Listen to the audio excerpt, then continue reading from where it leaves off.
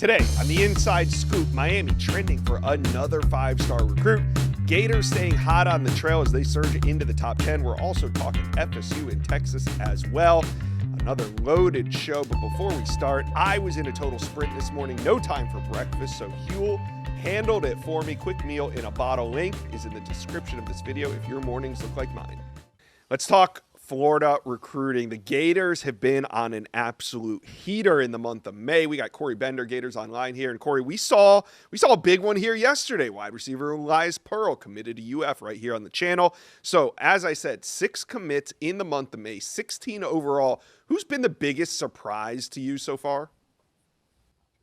Yeah, Josh, I would probably go with five-star offensive lineman Maxwell Hiller out of Pennsylvania. I just think overall, when you look at his recruitment, before Phil Troutwine, the offensive line coach, came to Florida, and just before John Summerall staff got there, Florida was an afterthought. I don't even think Florida would have made his top 15, top 12. I mean, they were that much of an afterthought at the time. Mm-hmm. And I think the good thing is you brought Phil Troutwine on, and Florida immediately became a contender. They were able to get him on campus in late January, and then obviously brought him back in the spring, and then they didn't even need an official visit to get him on board. I think that speaks to the strength of the relationship he had with Phil Troutwine when he was at Penn State. So I just think not only is he an elite guy, kind of like a generational talent who could play all over the offensive line, but he's also the highest rated offensive line commit since Martez Ivey basically a decade ago. So when you consider that and just how much ground Florida made up in a short period of time, I know people say NIL matters, and obviously it's a major factor with all these kids, but the relationships still do matter. And I think that showed with Phil Troutwine coming to Florida. It only took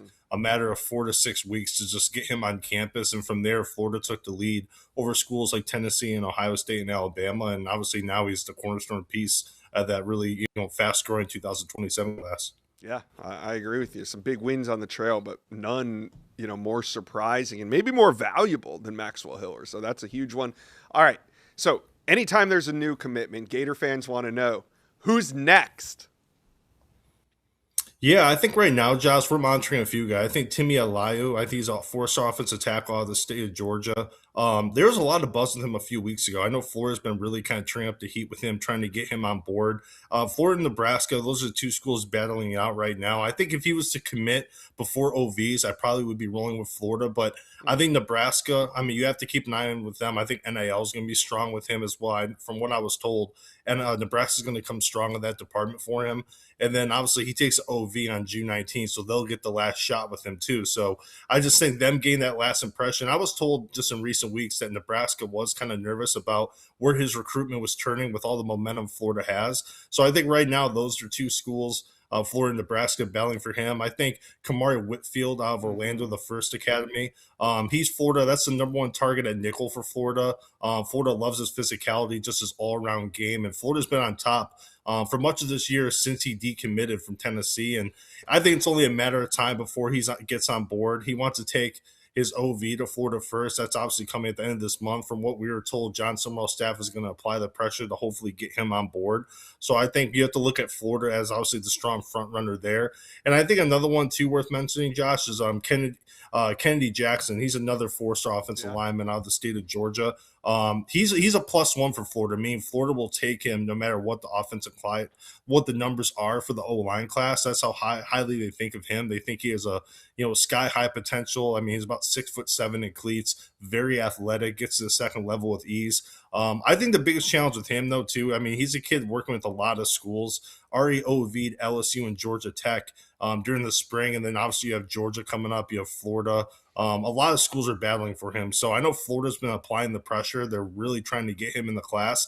I just think from talking to the kid, he seems wide open. I generally think that's where he is right now. But I think Florida and Georgia, I think those are the two schools. I know Georgia's pretty confident coming out of their unofficial visit last weekend, but I think Florida, with how highly they think of him, it wouldn't shock me down the line if he ends up in Florida's class. Wow. All right. Well, those are who could be next. Now, maybe not next, but we got to talk Jaylen Brewster, because after the 5-star made it to campus a couple times this offseason, there's still a buzz going on. And sometimes we see these 5-star visits not amount to much. For example, Monshun Sales, the number 1 wide receiver in America. He made a trip to Texas, but we're not hearing much about that 2-3 weeks later. Here we are with Jaylen Brewster, and there's still a buzz in the air on Jaylen Brewster. So my question to you is, what's the plan here? Do they think that they can get him back on campus for yet another visit this summer, or is it most likely something in the fall? Inside Scoop listeners, we all start the week with the best of intentions of eating breakfast every day, but how long does that realistically last? When do you realize, oh no, I forgot to eat my breakfast? That's where Huel ready to drink meals come into play. 35 grams of protein, 27 essential vitamins and minerals, no artificial sweeteners, colors, or flavors. It's also gluten free and under $5 per meal. A complete meal you can literally grab and go. If you're trying to stay consistent, this is the combo that makes it stupidly easy. And I got a limited time offer for you. Get Huel today with my exclusive offer, 15% off online with my code INSIDESCOOP at Huel.com/Inside Scoop. New customers only. Thank you to Huel for partnering and supporting our show. Yeah, I know Florida is battling to get an OV for this summer, and he already took OVs to Indiana and SMU, so Yep. it's not like all his weekends are locked up when it comes to OVs. There's still availability there. I know he's going to go to Texas Tech and Miami. I know Miami's had a date locked in for a while, but I think from speaking with people, I think a lot of people think Florida might have the best shot at changing his mind. It's not going to be easy. I just think Texas Tech, it's an in-state school. We know NIL is going to be a major factor with him, no matter which school it is. But I just think the willingness of him taking two unofficials of Florida, before OV shows that Florida is at least in that ballpark. I don't think they would waste their time come out to Gainesville if Florida wasn't willing to kind of, bring a very respectful number to the table. And then obviously you go in IG. I mean, you can't really look into all this and really put a lot of stock into it, but the kid's always decked out in Gators gear. I think he really does have a lot of interest in the program. Defensive line coach Gerald Chapman was at a school yesterday. So I know Florida, they're pushing pretty hard for him, and obviously understandably so. I just think it's going to come down to the OV. Part of me thinks getting him on the summer is beneficial, but maybe if Florida can catch fire during the fall, maybe that's the best time. You can maybe get an OV and have a kind of a late momentum swing. And we'll see how Texas Tech, how their season goes too. But Yeah. I think there is optimism in the building. I mean, I think all the schools pushing to flip him know it's going to be a challenge. But I mean, Florida's putting a lot of stock into this recruitment. They were at a school yesterday, and many in the building believe over time they actually might have a realistic shot at changing his mind. But I still think when I look at it, my point of view, I just think for any school, doesn't matter if it's Florida, Miami, or any other school like that. I just think taking him off that commitment to Texas Tech is going to require a lot of work, and we know where the Red Raiders are when it comes to NIL. I'm sure they're willing to match any number or probably take it to another level when it comes to those decisions. All right, Gator fans, what do you think the ceiling is on this class? Florida currently sitting at 8th overall in the top 10. Could there be more? Let us know. Comment section below. Let's talk Miami recruiting because the Canes have been a wrecking ball on the trail. Huge flip last week with Cali DB Dante Wright. And it sounds like they got another one in the works. We got EJ Holland here from Cane Sport. EJ, we're talking Eli Woodard, one of USC's top commits. Well, he was, because last night he decommitted, reopened that recruitment, but it doesn't sound like it's much of a recruitment. Are the Canes the favorite here? Yeah, definitely. I put in a prediction yesterday. So did our national analyst, Steve Wiltfong, Adam Gorney. All feel pretty good about Miami and where they're trending with Eli Woodard.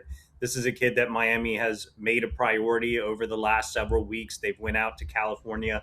They've seen him twice. They were really recruiting him hard, obviously, while he was still committed to USC. And look, they want a slot receiver in this class. They parted ways with Amari Stevens, who ended up at LSU earlier this cycle. So Woodard would be a great, guy to fill that void.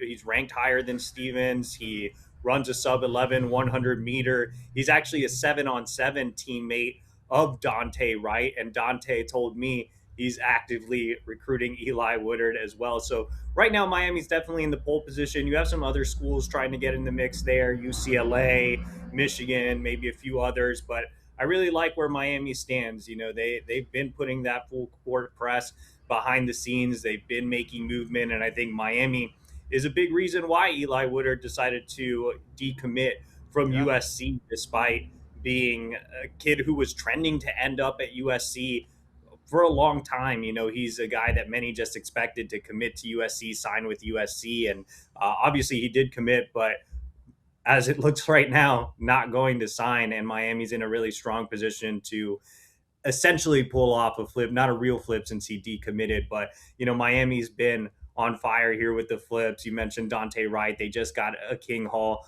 away from Oregon as well. So again, the Hurricanes really heating up here, or are already hot on the recruiting trail.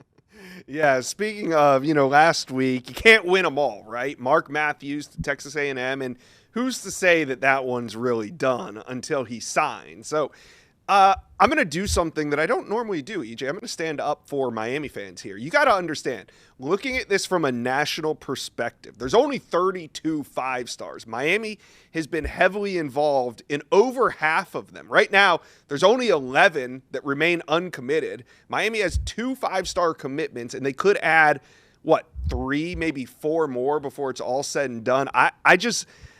I don't think you understand, and I'm talking to maybe the opposing fans, how many 5-stars Miami is a legitimate threat to land. Right now in the country, I don't think there's another team that's involved with more than Miami is. So, that being said, let's talk about another one that Miami could land, and that's number 1 linebacker Caden Henderson. He's over at Tampa Jesuit in this recruitment. We got 5-6 weeks left in the number 1 linebacker in America. Do you feel good about where Miami stands? I think Miami's done as good of a job as possible. Nothing's really changed with Caden since I saw him a couple of weeks ago. He's going through the official visit process this summer. I think Miami remains right at the top of the list. Defensive coordinator Corey Heatherman has done a fantastic job of recruiting him, building that personal relationship, really showing him where he'll fit in the scheme. I think Miami, if you were to pick a school that's been maybe recruiting him the hardest, I would probably side with the Hurricanes. Now, A&M is obviously making a big run there. Notre Dame has increased its stock as of late. But I think Miami remains really, really high on that short list, and we'll know a lot more after these official visits. Miami gets the first shot, and I've seen a lot of people say, well, it's not the best to have that first visit when you have a recruitment like this. Miami's May 29th weekend is absolutely loaded.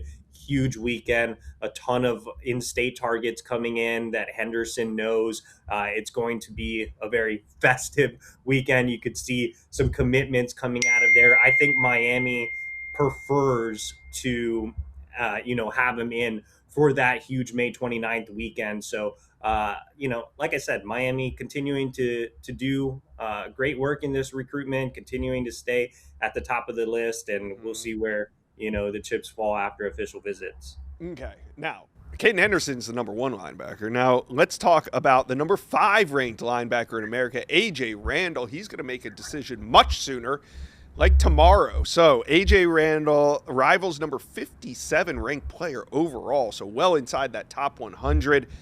Caden's going to land him. EJ, what do you say?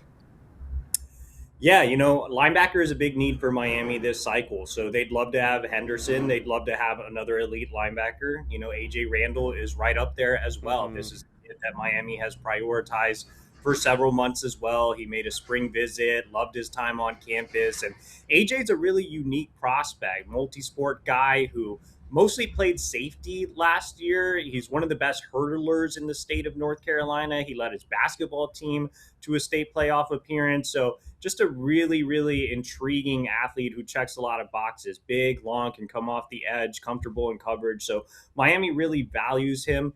And I think right now Miami has that lead in this recruitment going into the decision. I have a prediction in, and so do our national analyst, Steve Wilfong and Chad Simmons. Now, South Carolina is trying to make things interesting. They've been kind of, under the radar, trying to make a move here. So we'll see if anything comes of that. But I think Miami has, again, done a really, really nice job in the A.J. Randall recruitment. So linebacker recruiting really heating up here for Miami. Absolutely. All right, Miami fans, 2 5-stars committed. Ultimately, how many will Miami sign? Put the number in the comment section below.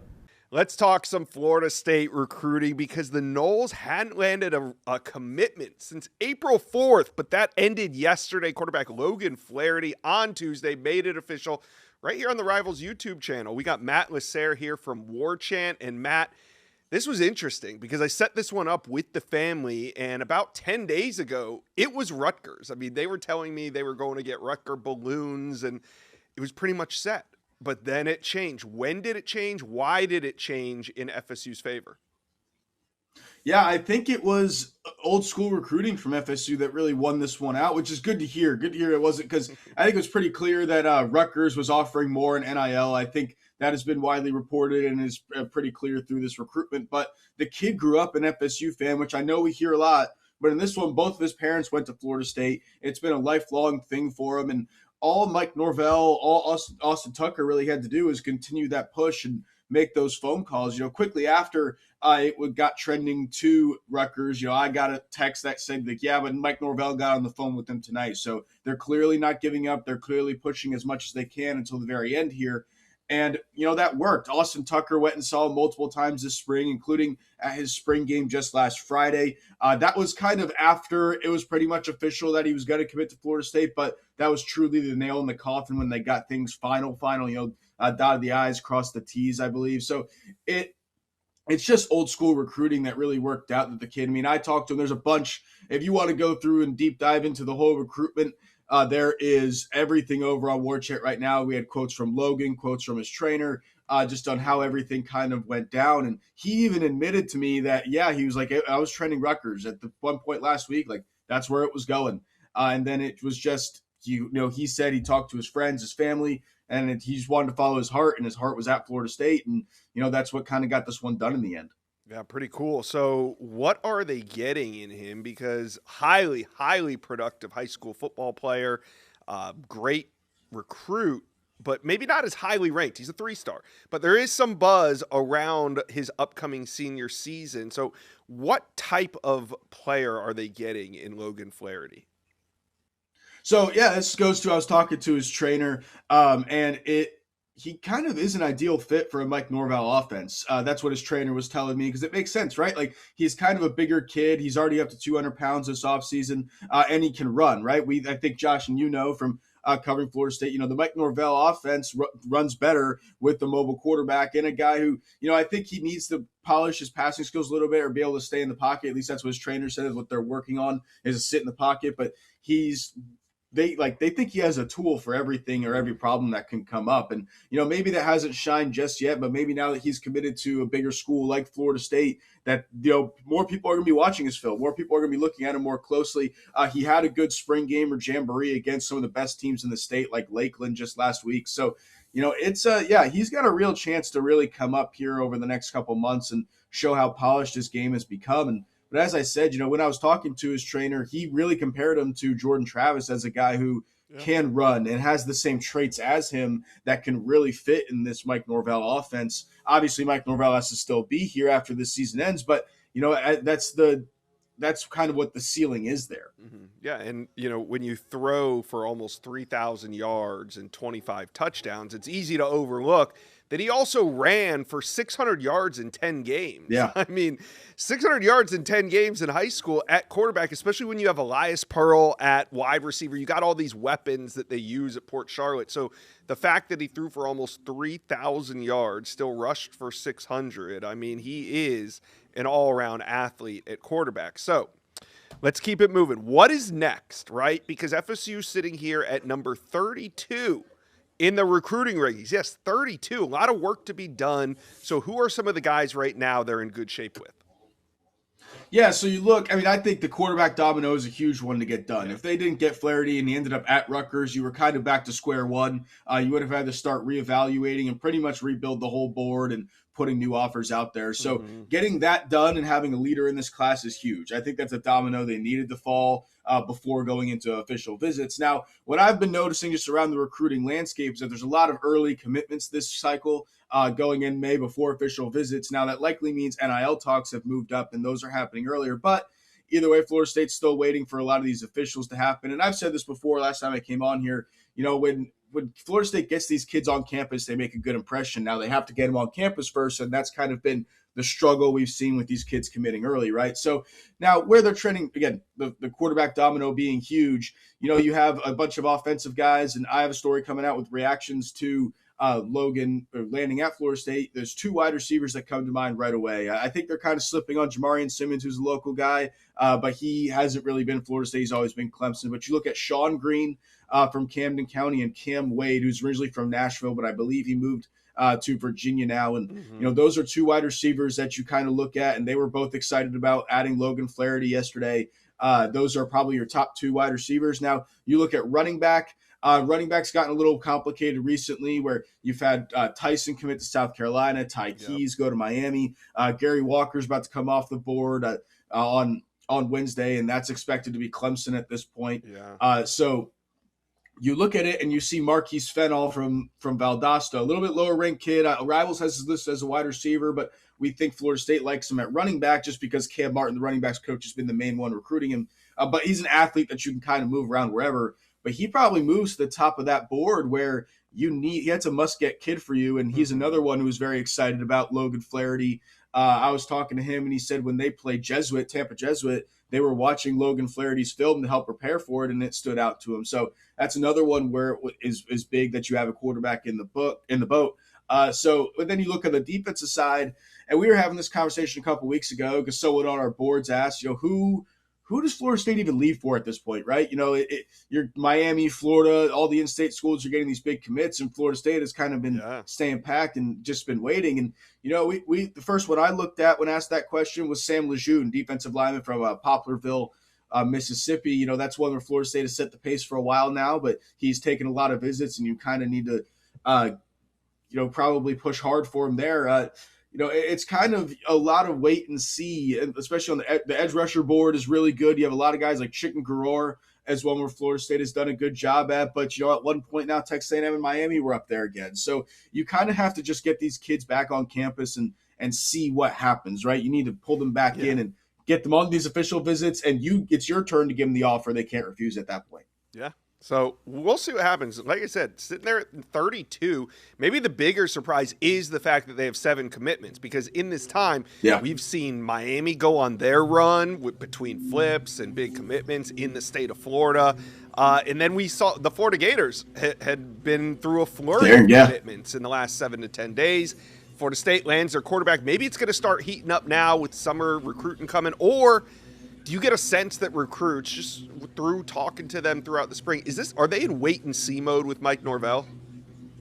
And I think that, and it's not even just from talking to him, that's just looking at the situation, right? I think, and talking to people just around the program and stuff like that, I think so. I think that's a big holdback for a lot of guys that you just don't really know. And I've said this time and time again, and I think everybody, winning fixes everything. If they could, have a surprise season and, rattle off a few wins. Really, most important one's probably beating SMU. You don't have to beat Bama because Bama's Bama, right? If we're being honest, it's probably way above expectations to beat Bama again, especially at Bryant-Denny. But if you beat SMU and you kind of go on a run, you're looking a lot better. You can probably get some kids on campus for that Clemson game or for some of those home games coming down the stretch, maybe even Virginia. But, you probably look at Clemson Halloween night. Josh, Halloween in Tallahassee, and having a Clemson game, that'll be a crazy day in the city. Spooky. So that'll be that'll be a good time if you start winning to get some recruits on campus to kind of change the tide a little bit. But as I've said, the kids that get on campus have believed in Mike Norvell. I think that's been a big thing. Again, you just have to get them on campus, and you get your turn to make the pitch. All right. Florida State fans, talk to us in the comments section below. Logan Flarity is committed. Put I was here if you watched it live on the Rivals YouTube channel. Also, let us know, what do you think of Logan Flarity? Maybe a little bit of a developmental guy, but do you feel like he could be the future at quarterback for the Seminoles? Let me know. Comment section below. Let's talk some Texas Longhorn recruiting. Texas has 11 commitments right now, sitting at number 13, but we know recruiting season kind of starts for Texas once the summer starts coming to an end. So Brock Williams, he was the last commitment. That was last Friday, 6'5", 210-pound elite pass-catching tight end. Now, we got Justin Wells here, and you've been writing on Inside Texas about coaches on the road. I know there's some big visits. They're going to see some guys, Ishmael Kamara, Chicken Garrar. They're out on the trail doing some recruiting right now. What's the latest? Yeah, so they sent the house to Gilmer High School on Monday morning at about 7:30. They had 6 coaches roll in to come see Ishmael Kamara, the future 5-star offensive tackle out of East Texas. He is the number one priority on the board across the board. There's not a more important recruit in the class of 2027 for the University of Texas, and probably for a few other programs as well. That's how important he is. And I got to tell you, when you bring half of a football staff into a high school, kids talk. And the funny thing is, it's funny because we talked to a coach from another school the other day, and they said, when a school brings that many kids, that many coaches, the kids talk about it. They talk about it all day. The teachers talk about it. The coaches talk about it. They remind Kamara, man, can you believe Texas sent so many people? Man, can you believe this? And yes, we can believe that because he is of the utmost priority. He's the left tackle take in this class. They hope that Brian Swanson's going to be the right tackle take. That'll be a guy they see as well out of South Oak Cliff. They've been trending well with him. But right now on the road, Ishmael Kamara was the big name. They rolled deep into New Orleans a few days ago. I think it was Friday when they went to go see Easton Royal. They sent half the staff to go see Mr. Royal. That was important. Yeah. And so, they want to keep him in the fold as much as they want to snag Kamara and John Meredith and a few of these other guys. And so, yeah, they've been on the road now for almost 3 weeks. They've gone from the East Coast to the West Coast to the Southeast region to the Midwest. Nanson's probably going to go back out to the West Coast a little bit more. He had already gone to see Toa Sateli. That is a major priority at linebacker as that position starts to kind of come to fruition for Texas in 2027. But yeah, there's a few more stops for them on the road, and then they're going to be ready for camp season. May 31st is the elite camp. They have a lot of really good 2028 kids coming in, including the number one tackle in the country, Austin Atala, out of California. And so, they're wrapping up almost a month of being on the road and going and seeing everybody, making sure you see a few times kids more than once. It's just Texas doing what they do, playing the long game mid-late May. Yep. All right. Now let's talk. You hit on Easton Royal. He is the headliner of this class for Texas.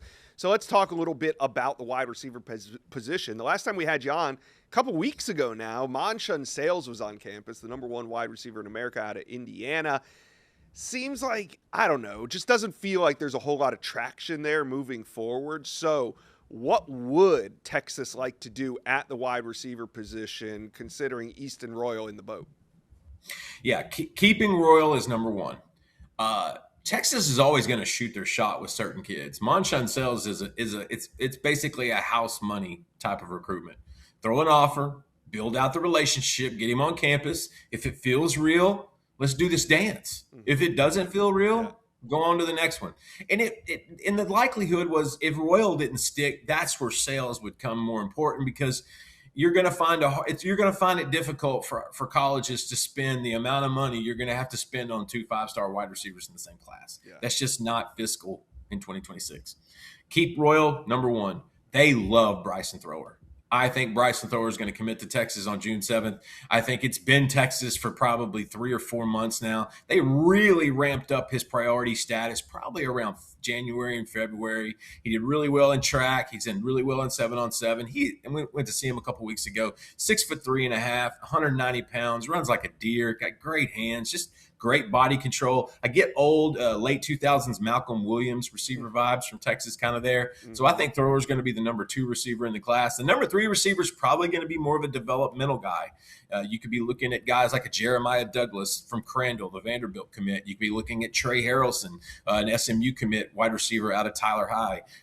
That third spot's going to be one that's probably more in the developmental range. And that gives them a little bit of flexibility so that if they need to pluck one in the portal at the end of next year, they can do that as well. But this class looks like Easton Royal, Bryson Thrower, and a player to be named later. And I could see him being a Douglas. I could see it being a Trey Harrelson. I could see it being someone that's more on the developmental curve. All right. So you kind of hinted at this camp over the summer in June. Primarily, the focus is going to be on 2028. So is the 2028 board coming into focus? Is this summer really going to be about the 28 class for Texas? It will. That's the craziness of June, Josh. On one hand, you've got 3 official visit weekends that you're bringing in almost 60 players. Right. Like it's a lot in one window of time. And you're also hosting 5 camps on campus. Now, some of those camps are standard camps. They're not necessarily prospects as much as guys in the area, guys in the region come in, get some coaching on the field, stuff like that. That May 31st camp is what they call it elite camp for a reason. That's where quarterbacks get offered. If Texas, if you want to offer from Steve Sarkisian at quarterback, you have to attend this camp. Arch Manning had to do it. Diabell had to do it. And Lucas Prock out of New Jersey, a 2028 that Texas really, really likes, that A.J. Milwee went up there and visited him a couple weeks ago. He's got some really nice offers. I'm going to tell you something, man. That kid can sling it. And we were kind of trying to figure out where Texas was going to go at 2028 with quarterback, because they usually have that guy in the boat by the end of the summer going into their junior years. Ty Knutson was kind of the outlier there.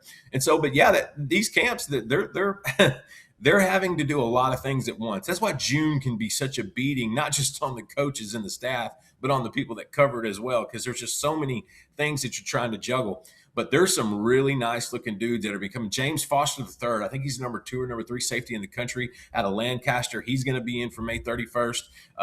Eric Nalin, my partner over at Inside Texas, had a couple other guys listed for that weekend. And so, yeah, that's the funniest part. They're going to have some of the best in the country for 2027 hitting campus on the weekends, but during the week they're running camps, and there's kids there coming for the offer.